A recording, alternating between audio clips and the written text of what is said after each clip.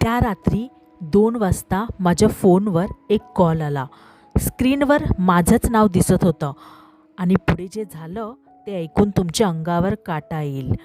त्या रात्री पाऊस जोरात पडत होता. सगळीकडे शांतता होती. फक्त विजांचा कडकडाट आणि पावसाचा आवाज. मी माझ्या रूममध्ये एकटीच होते. घड्याळात बरोबर 2 वाजले होते. अचानक फोन वाजला. मी स्क्रीनकडे पाहिलं आणि माझं हृदय थांबल्यासारखं झालं. कारण कॉल करणाऱ्याचं नाव होतं मी स्वतः. क्षणभर मला वाटलं हा काहीतरी मजाक असेल. पण एवढ्या रात्री कोण करत असेल असं? थोड्या भीतीने मी कॉल उचलला. हॅलो. पण समोरून जो आवाज आला तो ऐकून माझ्या पायाखालची जमीन सरकली. कॉल उचलू नकोस, खिडकीकडे पाहू नकोस आणि लगेच घराबाहेर पळ. तो आवाज अगदी माझ्यासारखाच होता.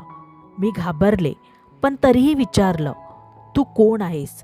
समोरून उत्तर आलं, मीच आहे, 10 मिनिटानंतरचा तू. माझा श्वास अडकला. हे काय चाललंय? तो पुन्हा म्हणाला, तुझ्या मागे कोणीतरी उभं आहे, मागे वळून पाहू नकोस. माझं शरीर थरथरायला लागलं. हळूहळू मी मागे वळायचा प्रयत्न केला. थांब.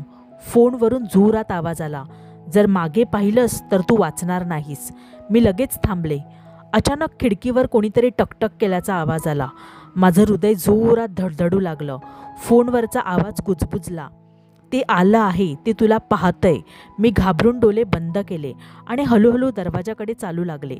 दरवाजा उघडणार इतक्यात फोनवरून शेवटचं वाक्य ऐकू आलं, आता पळ, नाहीतर उशीर होईल. मी धावत घराबाहेर पडले.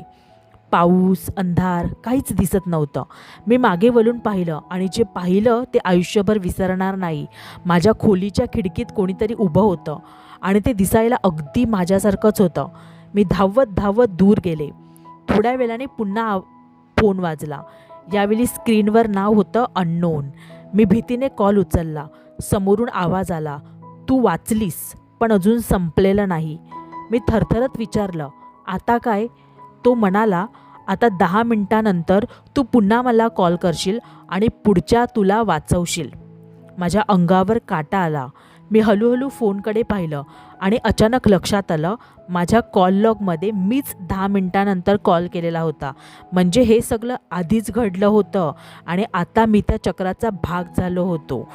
आजही दर रात्री 2 वाजता माझा फोन वाजतो आणि स्क्रीनवर नाव दिसतं, मी स्वतः. आता पुढचा कॉल कदाचित तुमच्याकडे येईल. जर तुम्हाला हा व्हिडिओ आवडला असेल तर या व्हिडिओला लाईक करा आणि असेच नवीन नवीन व्हिडिओ पाहण्यासाठी आपली मराठी या चॅनलला नक्कीच सबस्क्राईब करा.